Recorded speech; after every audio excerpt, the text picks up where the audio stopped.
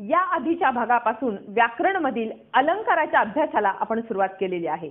उपमेय म्हणजे काय, उपमान म्हणजे काय, वाक्यातील उपमेय आणि उपमान ओळखायचे नेमके कसे याचा सविस्तर अभ्यास आपण केला आणि त्याचबरोबर अनन्वय हा पहिला अलंकारही आपण अभ्यासला।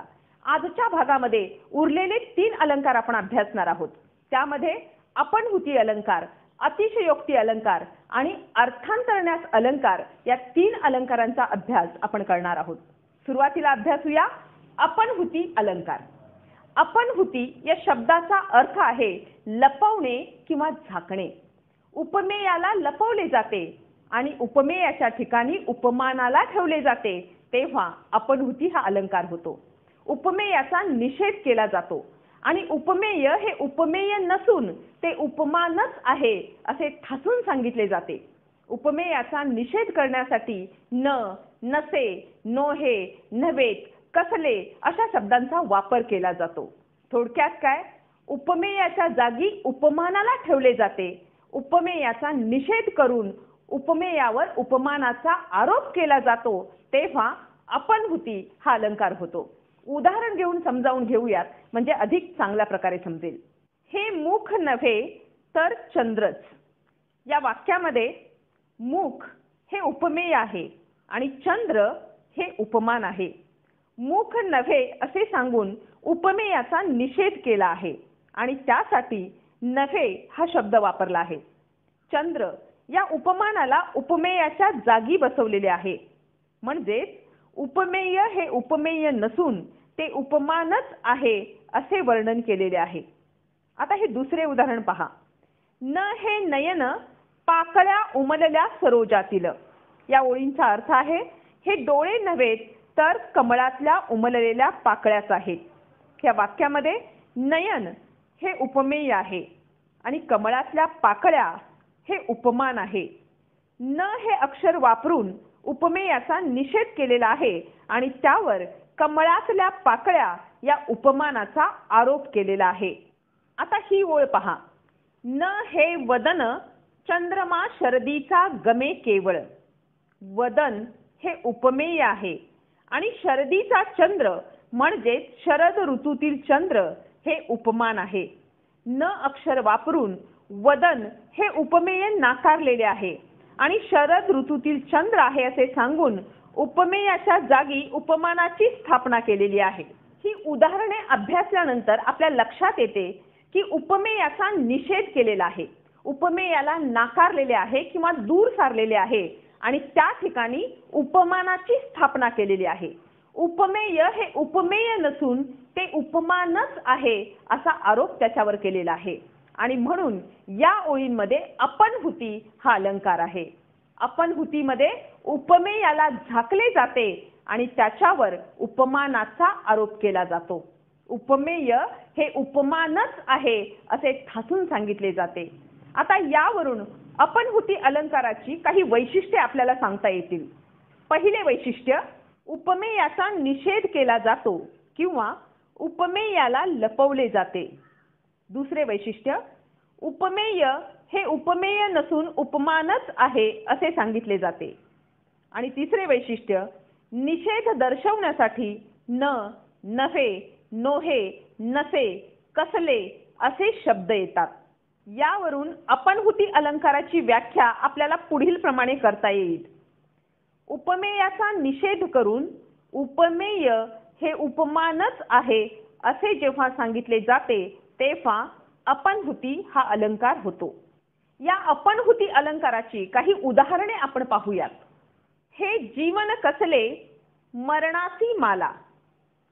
या वाक्यामध्ये जीवन हे उपमेय आहे आणि मरणाची माला हे उपमान आहे। जीवन या उपमेयाचा निषेध केलेला आहे, त्यासाठी कसले हा शब्द वापरलेला आहे आणि जीवन हे जीवन नसून मरणासी माला आहे असे वर्णन केलेले आहे म्हणजे उपमेयावर उपमानाचा आरोप केलेला आहे। उपमेयाचा निषेध करून उपमानाला त्या जागी ठेवलेले आहे।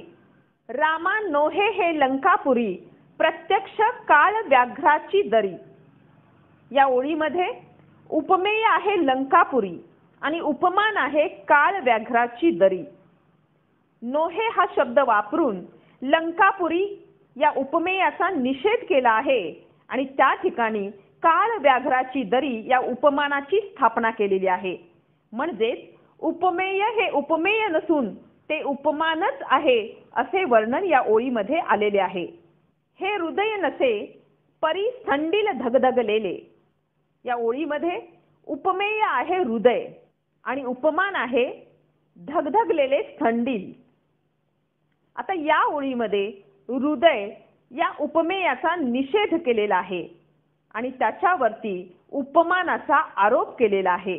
उपमेय नाकारून उपमेय हे उपमानच आहे असे वर्णन इथे आलेले आहे.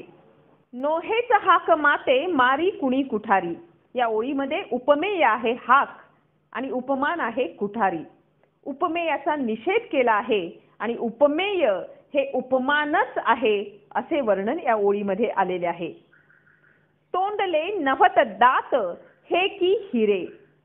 या ओळीमध्ये उपमेय आहे दात आणि उपमान आहे हिरे.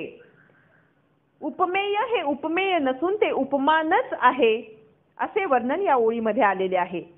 कारण दात नव्हेत हे तर हिरेच आहेत असे वर्णन करताना दात या उपमेयाचा निषेध केला आहे आणि त्या ठिकाणी हिरे या उपमानाची स्थापना केलेली आहे. न हे नभोमंडल वारी राशी न तारका फेनची हातयाशी. पहिल्या ओळीमध्ये उपमेय आहे नभोमंडल म्हणजे आकाश आणि उपमान आहे वारी राशी म्हणजे समुद्र.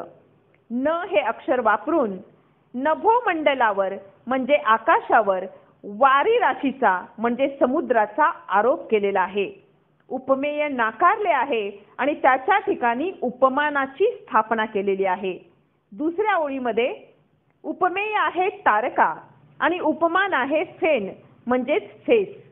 न हे अक्षर वापरून तारका या उपमेयाचा निषेध केला आहे आणि त्याच्या ठिकाणी तारका नसून तो फेनच आहे किंवा फेसच आहे अशा फेन या उपमानाचा आरोप केलेला आहे.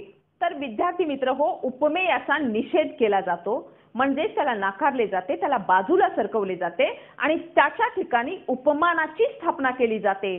तिथे असतो अपनहुती अलंकार. आणि उपमेयाचा निषेध करण्यासाठी न, नसे, नोहे, नव्हेत किंवा कसले अशा शब्दांचा वापर केला जातो. थोडक्यात काय, उपमेय हे उपमेय नसून ते उपमानच आहे असा आरोप जेव्हा केलेला असतो तिथे असतो अपनहुती अलंकार. अपनहुती म्हणजे लपवणे आणि लपवले जाते उपमेयाला आणि आरोप केला जातो तो उपमानाचा. हा होता अपनहुती अलंकार. आता अभ्यासूयात पुढचा अलंकार अतिशयोक्ती अलंकार. एखाद्या गोष्टीचे वर्णन जेव्हा फुगवून केले जाते आणि ते फुगवून करत असताना त्यातील जी असंभाव्यता आहे म्हणजे अशक्य वाटणारी गोष्ट आहे ती अधिक स्पष्ट केलेली असते, तिथे अतिशयोक्ती हा अलंकार होतो. उदाहरण घेऊयात म्हणजे हा अलंकार आपल्याला चांगल्या प्रकारे समजेल. मुंगी उडाली आकाशी तिने गिळले सूर्याशी. या ओळींमध्ये केलेले वर्णन पहा. मुंगी आकाशामध्ये उडणे हे शक्य नाही आणि तिने सूर्याला गिळणे अशक्यच आहे. पण या ओळींमध्ये ही कल्पना वस्तुस्थितीपेक्षा अतिशय फुगवून सांगितलेली आहे आणि म्हणूनच या ओळींमध्ये अतिशयोक्ती हा अलंकार आहे. आता हे दुसरे उदाहरण पहा. जो अंबरी उफळता खूर लागला आहे तो चंद्रमा नीज तनुवरी डागला आहे. या ओळींमध्ये असे वर्णन केलेले आहे की नलराजाचा घोडा आकाशात एवढा उंच उसळला की त्याचा खूर चंद्राला लागला आणि चंद्रावरती डाग पडला. म्हणजे चंद्रावर पडलेला डाग हा नलराजाच्या घोड्याच्या खुराने पडलेला डाग आहे. ही अतिशयोक्तीपूर्ण रचना इथे केलेली आहे. आता या ओळी पहा. दमडीचं तेल आणलं, सासूबाईंचं न्हाणं झालं, मामनजींची दाढी झाली, भाऊजींची शेंडी झाली, उरलं तेल झाकून ठेवलं, लांडोरीचा पाय लागला, वेशीपर्यंत ओघळ गेला, त्यात उंट पोहून गेला. आता या ज्या ओळी आहेत या ओळींमध्ये अगदी दमडी म्हणजे ज्याची किंमत कमी आहे अशा पैशामध्ये आणलेल्या तेलात कोणकोणत्या गोष्टी झाल्या हे सांगतानाचे वर्णन अतिशय फुगवून केलेले आहे आणि म्हणूनच या ओळी अतिशयोक्ती या अलंकाराचे उदाहरण आहेत. यावरून अतिशयोक्ती या अलंकाराची दोन महत्त्वाची वैशिष्ट्ये आपल्याला सांगता येतील. पहिले वैशिष्ट्य, एखाद्या गोष्टीचे वर्णन अतिशय फुगवून केलेले असते. दुसरे वैशिष्ट्य, असंभाव्यता म्हणजे अशक्य गोष्ट अधिक स्पष्ट करून सांगितलेली असते. यावरून अतिशयोक्ती या अलंकाराची व्याख्या आपल्याला पुढील प्रमाणे करता येईल. कोणतीही कल्पना आहे त्यापेक्षा खूप फुगवून सांगताना त्यातील असंभाव्यता अधिक स्पष्ट करून सांगितलेली असते, त्यावेळी अतिशयोक्ती हा अलंकार होतो. आता अतिशयोक्ती या अलंकाराची काही उदाहरणे आपण पाहूयात. आणला एक गहू, त्याच्या पोळ्या केल्या 9. आता एका गव्हाच्या 9 पोळ्या होणे शक्य नाही, पण जे वर्णन केलेले आहे ते फुगवून केलेले आहे, म्हणून या ओळीमध्ये अतिशयोक्ती हा अलंकार आहे. दुसरं उदाहरण पहा. काव्य अगोदर झाले, नंतर जग झाले सुंदर, रामायण आधी मग झाला राम जानकीवर. या ओळींमध्ये असे वर्णन केलेले आहे की हे जग निर्माण होण्याच्या पूर्वी काव्य निर्माण झाले आणि रामाचा जन्म होण्यापूर्वीच रामायण तयार झाले, पण या गोष्टी अशक्य आहेत, म्हणून या ओळींमध्ये अतिशयोक्ती हा अलंकार आहे. पुढचे उदाहरण, ती रडली समुद्रच्या समुद्र. या ओळीमध्ये तिच्या रडण्याचे केलेले वर्णन हे अतिशय फुगवून केलेले आहे आणि म्हणून अतिशयोक्ती हा अलंकार या ओळीमध्ये आहे. प्रयत्न, वाळूचे कण रगडिता तेलही गळे. आता वाळूचे कण कितीही रगडले तरी तेल गळणार नाही, पण कल्पना फुगवून सांगितलेली आहे, म्हणून या ओळीमध्ये अतिशयोक्ती हा अलंकार आहे. वीर मराठे आले गर्जत, पर्वत सारे झाले कंपित. या ओळींमध्ये अतिशयोक्ती हा अलंकार आपल्याला पाहायला मिळतो. आणि न आरतीला हे सूर्य चंद्र तारे. आता आरतीसाठी सूर्य चंद्र तारे आणणे अशक्य आहे, पण फुगवून केलेले वर्णन म्हणजेच अतिशयोक्ती अलंकाराचे उदाहरण आहे. तर विद्यार्थी मित्र हो, एखादी कल्पना आहे त्यापेक्षा खूप फुगवून सांगितलेली असते आणि ती फुगवून सांगताना त्यातील अशक्य असणारी गोष्ट म्हणजेच असंभवनीयता अधिक स्पष्ट करून सांगितलेली असते, तेव्हा होतो तो अतिशयोक्ती अलंकार. आणि यानंतर अभ्यासूयात अर्थांतरण्यास हा अलंकार. अर्थांतर म्हणजे दुसरा अर्थ आणि न्यास म्हणजे शेजारी ठेवणे. एका अर्थाच्या समर्थनासाठी दुसरा अर्थ शेजारी ठेवणे म्हणजे अर्थांतरण्यास. या अलंकारामध्ये एखाद्या सामान्य विधानाच्या समर्थनासाठी विशेष उदाहरण दिलेले असते किंवा विशेष उदाहरणे देऊन शेवटी एखादा सामान्य सिद्धांत मांडलेला असतो आणि अशा वेळी त्या ओळींमध्ये अर्थांतरण्यास हा अलंकार असतो.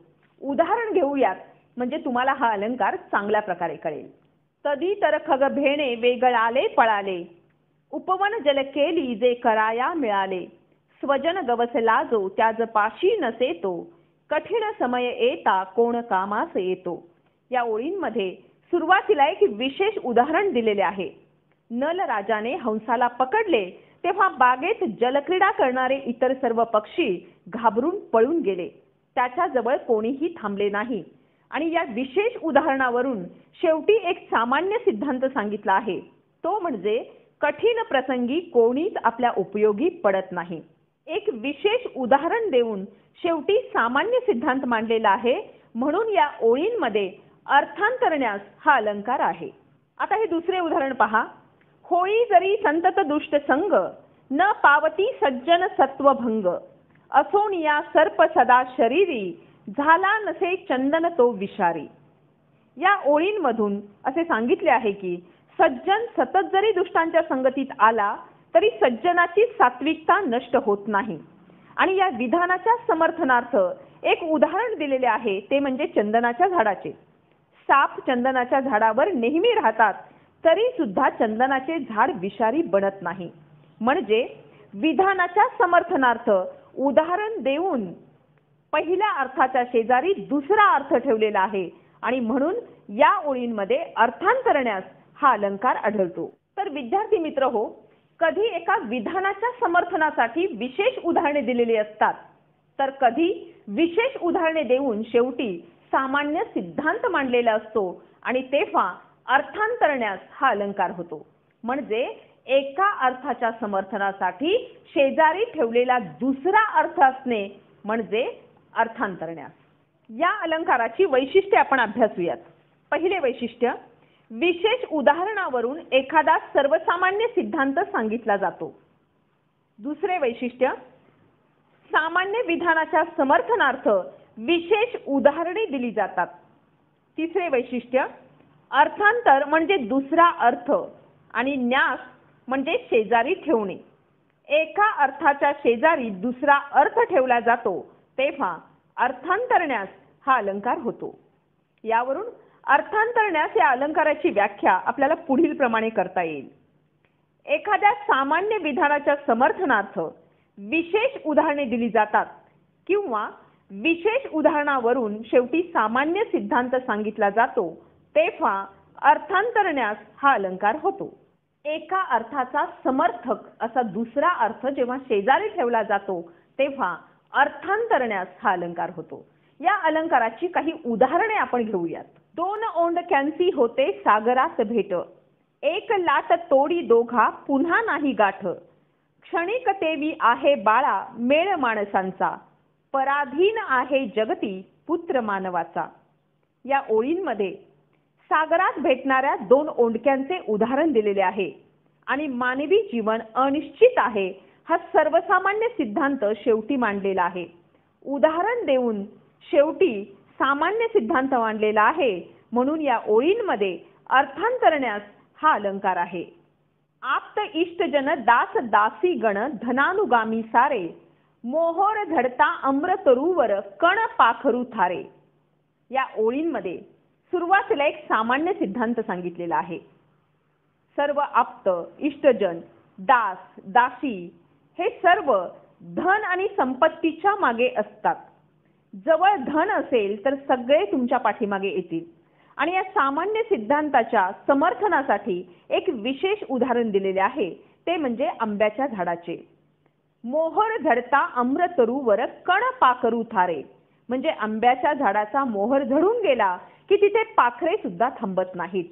म्हणजे धनाच्या पाठीमागे सगळे असतात हे सांगण्यासाठी या सामान्य सिद्धांताच्या समर्थनासाठी आंब्याच्या झाडाचे विशेष उदाहरण इथे दिलेले आहे. सामान्य विधानाच्या समर्थनार्थ विशेष उदाहरण दिले आहे म्हणून या ओळीमध्ये अर्थांतरण्यास हा अलंकार आहे.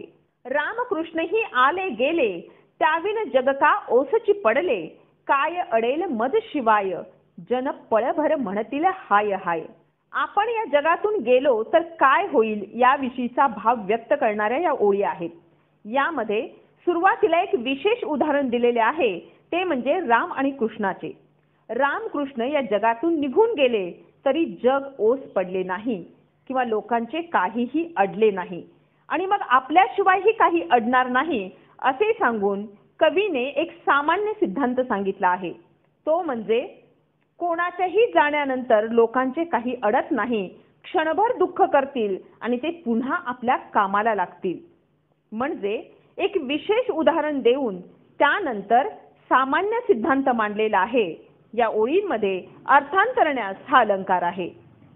फूल गळे फळ गोड जाहले, बीज नुरे डौलात तरू डुले, तेज जळे बघ ज्योत पाजळे, का मरणी अमरता ही न खरी. या ओळींमध्ये फूल, बीज, तेज याची उदाहरणे दिलेली आहेत आणि मरणातच अमरता असते हा सिद्धांत शेवटी मांडलेला आहे. उदाहरणे देऊन सामान्य सिद्धांत मांडला जातो तेव्हा त्या ओळीमध्ये अर्थांतरण्यास हा अलंकार असतो. बोध खलास न रुचे अहिमुखी दुग्ध होय गरल, शान पुच्छ नलिकेत घातले होईना सरळ. या ओळींचा अर्थ असा की दुष्ट माणसाला कितीही चांगला उपदेश केला तरी तो त्याला आवडत नाही आणि या विधानाच्या समर्थनासाठी विशेष उदाहरणे दिलेली आहेत. सापाला दूध जरी पाजले तरी त्याचे विषच होणार आणि कुत्र्याचे शेपूट नळीत घातले तरी ती वाकडीच राहणार. म्हणजे एका अर्थाच्या समर्थनार्थ दुसरा अर्थ शेजारी ठेवला आहे. विधानाच्या समर्थनासाठी उदाहरणे दिलेली आहेत म्हणून या ओळीमध्ये अर्थांतरण्यास हा अलंकार आहे. थोडक्यात काय, विशेष उदाहरणे देऊन शेवटी सामान्य सिद्धांत काढला जातो किंवा सामान्य विधानाच्या समर्थनासाठी विशेष उदाहरणे दिलेली असतात, तेव्हा अर्थांतरण्यास हा अलंकार असतो. विद्यार्थी मित्र हो, आपण जे अलंकार अभ्यासले त्यावरील काही कृती आपण सोडवूयात. यामध्ये पाठीमागच्या भागातील 2 कृती सुद्धा समाविष्ट आहेत. पाहूयात तर या भागावरील कृती. दिलेल्या वाक्यातील उपमेय व उपमान ओळखा. आत आत्मा परमेश्वर या ओळीतील उपमेय आणि उपमान आपल्याला ओळखायचं आहे. सुरुवातीला उपमेय ओळखूया. ज्याची तुलना करायची आहे तो घटक म्हणजे उपमेय. या ओळीमध्ये आत्म्याची तुलना परमेश्वराबरोबर केलेली आहे, म्हणून आत्मा ज्याची तुलना करायची तो घटक आहे, अर्थात उपमेय आहे आत्मा. आणि ज्याच्या बरोबर तुलना केलेली असते त्या घटकाला उपमान असे म्हणतात. आत्म्याची तुलना परमेश्वराबरोबर केलेली आहे, म्हणून उपमान आहे परमेश्वर. पुढील ओळींमधील अलंकार ओळखा. आधी होती दासी, पट्टराणी केले तिसी, तिचे हिंडणे राहीना, मूळ स्वभाव जाईना. या ओळींमध्ये दासीचे विशेष उदाहरण दिलेले आहे आणि त्यावरून माणसाचा मूळ स्वभाव जात नाही हा सामान्य सिद्धांत शेवटी सांगितलेला आहे. विशेष उदाहरण देऊन जेव्हा सामान्य सिद्धांत सांगितला जातो किंवा सामान्य विधानाच्या समर्थनासाठी विशेष उदाहरण दिले जाते, तेव्हा असतो अर्थांतरण्यास अलंकार. आणि म्हणून या ओळींमधला अलंकार आहे अर्थांतरण्यास. समर्था या लोकी तुझ सम तूच असशी. या ओळीमध्ये समर्थासारखा समर्थच आहे असे वर्णन आलेले आहे. म्हणजे उपमेयाला उपमेयाचीच उपमा दिलेली आहे आणि जेव्हा उपमेयाला उपमेयाचीच उपमा दिलेली असते तेव्हा असतो अनन्वय अलंकार. म्हणून या ओळीमध्ये अनन्वय हा अलंकार आहे. पापणीत गोठविली मी नदी आसवांची. या ओळीमध्ये आलेले वर्णन हे फुगवून केलेले आहे आणि त्यातील असंभाव्यता स्पष्ट करून सांगितलेली आहे. म्हणून या ओळीमध्ये अतिशयोक्ती हा अलंकार आहे. शब्द नव्हेत हे तर शस्त्र क्रांतीचे. या ओळीमध्ये शब्द हे उपमेय आहे आणि क्रांतीचे शस्त्र हे उपमान आहे. शब्द या उपमेयाचा निषेध केलेला आहे आणि उपमेयावर उपमानाचा आरोप केलेला आहे.